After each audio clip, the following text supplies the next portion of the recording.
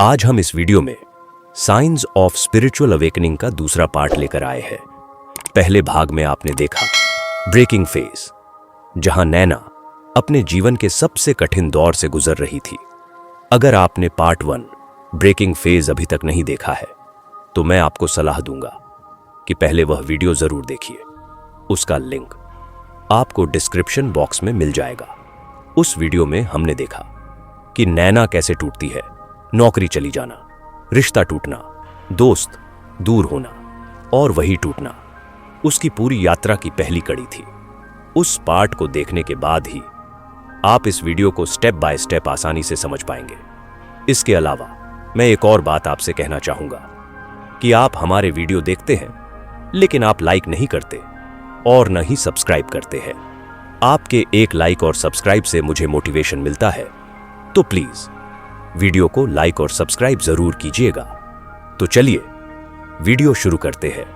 नमस्कार दोस्तों, स्वागत है आपका इंप्रूविंग योरसेल्फ मोटिवेशन चैनल पर। आज हम उसी कहानी का अगला अध्याय सुनेंगे, अवेकनिंग फेज। नैना अब उस बेदर्द रात के बाद खड़ी थी जहां उसका सब कुछ छिन चुका था, और उसी सन्नाटे में उसने अपने आप से एक छोटा सा सवाल पूछा, मैं असल में कौन हूं? यह था नैना का पहला स्टेप, रियलाइजेशन।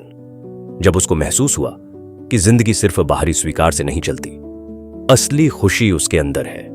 इस सवाल ने उसके अंदर हलचल मचा दी। बाहर जो खोया उससे ज्यादा उसके अंदर जो खालीपन था, उसने उसे समझना शुरू किया। धीरे धीरे वह समझी कि हर बार जब उसने दूसरों की खुशी को अपनी प्राथमिकता बनाया तो वह अपने आप को गुम कर देती थी। क्या आपने कभी यह महसूस किया है कि आपकी खुशी दूसरों की मंजूरी पर टिकी है? फिर नैना ने अगले स्तर पर कदम रखा। उसने खुद से और गहरे सवाल पूछने शुरू किए। क्यों मैं हमेशा हां कहती रही? किस वजह से मैं अपनी आवाज दबाती आई? यह बना नैना का दूसरा स्टेप, क्वेश्चनिंग। असली सवाल, who am I? What is my purpose? ये सवाल आसान नहीं थे, लेकिन उसे लग रहा था कि जवाब मिलते ही सब ठीक हो जाएगा। पर असल में सवाल रखना ही सबसे बड़ी बात थी। ये क्वेश्चनिंग उस समय उसे डरा भी रही थी और एक नई राह भी दिखा रही थी। जैसे जैसे सवाल गहरे होने लगे, वैसे वैसे नैना ने कुछ रिश्तों और आदतों से दूरी बनानी शुरू कर दिया। फिर कुछ दिनों के बाद एक पुराना दोस्त आया और उम्मीद की कि नैना फिर से वही पुरानी नैना बन जाएगी, हर चीज के लिए हां कह देगी। पर इस बार उसने रुककर खुद से एक सवाल पूछा, क्या मैं अब भी वही बनना चाहती हूं? उसने पहली बार बिना अपराध बोध के ना कहा। यह था तीसरा स्टेप, डिटैचमेंट। धीरे धीरे टॉक्सिक रिश्तों, आदतों और उम्मीदों से पलटना। यह ना कहना कोई हिंसक बदलाव नहीं था, यह उसकी खुद की अहमियत पहचानना था, और यही अहमियत उसे धीरे धीरे आजाद कर रही थी। सोचिए, एक छोटा सा ना कितना बड़ा बदलाव ला सकता है। इन सब के साथ साथ उसने छोटे छोटे इनर प्रैक्टिसेस अपनाने शुरू किए। सच में छोटे पर असरदार। हर सुबह 5 मिनट चुप बैठना, सांसों को महसूस करना, रात को एक लाइन लिखना, आज मैंने क्या महसूस किया। और जब घबराहट आए तो बीच में 3 गहरी सांसें लेना। यह था चौथा स्टेप, इनर अवेयरनेस, जो आपकी रोजमर्रा की जिंदगी में उतर जाए। इन आदतों ने उसके अंदर एक अलग तरह का नजरिया दे दिया।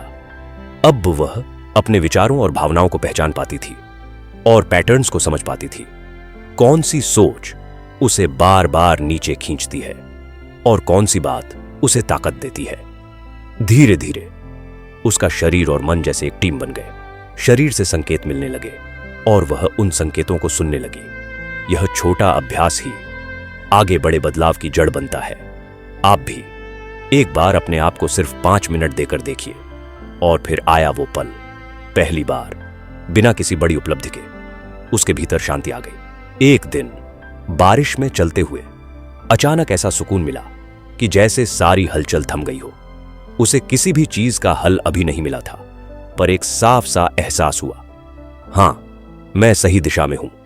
यह था 5वां step, first glimpse of piece.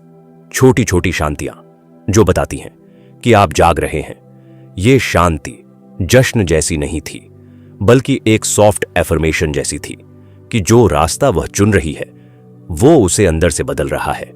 जरूरी नहीं कि अब सब कुछ आसान हो गया हो। पुराने घाव लौटते रहे, अकेलेपन के लम्हे आते रहे, पर अब नैना के पास कुछ साधन थे। सांस, डायरी, सीमाएं और एक नई आवाज जो कहती थी कि वो अपने हिसाब से जी सकती है।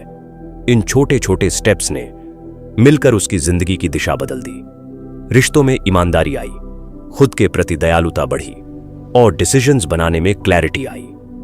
दोस्तों, आज की कहानी में हमने देखा कि अवेकनिंग फेज केवल एक लम्हा नहीं, बल्कि यह 5 छोटे बड़े स्टेप्स का क्रम है। जैसे कि रियलाइजेशन, असली खुशी आपके अंदर है। क्वेश्चनिंग, गहरे सवाल पूछना। डिटैचमेंट, टॉक्सिक चीजों से दूरी। इनर अवेयरनेस, रोजाना के छोटे अभ्यास। फर्स्ट ग्लांस ऑफ पीस, शांतियों के छोटे छोटे संकेत। क्या आप इन अनुभवों को अपनी जिंदगी में महसूस कर रहे हैं? अगर हां, तो घबराएं नहीं, आप अपनी स्पिरिचुअल अवेकनिंग के दूसरे फेज से गुजर रहे हैं। लेकिन कहानी यहीं खत्म नहीं होती, क्योंकि अवेकनिंग फेज के बाद आता है तीसरा पड़ाव, सीकिंग फेज, जहां इंसान सिर्फ सवाल नहीं करता बल्कि जवाबों की तलाश शुरू करता है। नैना अब अपनी खोज पर निकलेगी, गुरुओं से, किताबों से और अपने ही अनुभवों से। क्या नैना सच में अपने सवालों के जवाब पा सकेगी? क्या सीकिंग फेज उसकी राह और साफ कर देगा? इसका जवाब आपको मिलेगा अगले भाग में। याद रखिए, टूटना ही अक्सर आपकी नई जिंदगी का पहला कदम होता है, और नैना की तरह आप भी इन्हीं छोटे छोटे कदमों से अपनी जिंदगी बदल सकते हैं। आप जो महसूस कर रहे हैं उनको सुनिए, ध्यान दीजिए, वो सभी संकेत आपसे क्या कहना चाह रहे हैं।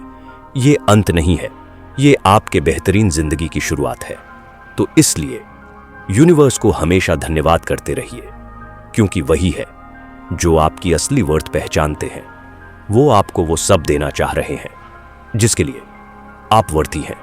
याद कीजिए, क्या आपने कभी अपनी वर्थ मांगी थी यूनिवर्स से? क्या आप कभी रोए थे उनके सामने? अगर हां, तो बस कुछ समय और इंतजार कीजिए। आपकी सेल्फ वर्थ बस रास्ते में ही है, इसलिए ज्यादा सोचे नहीं, बस गो विद द फ्लो चलते रहिए।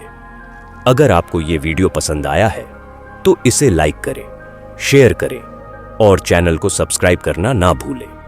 मिलते हैं अगले वीडियो में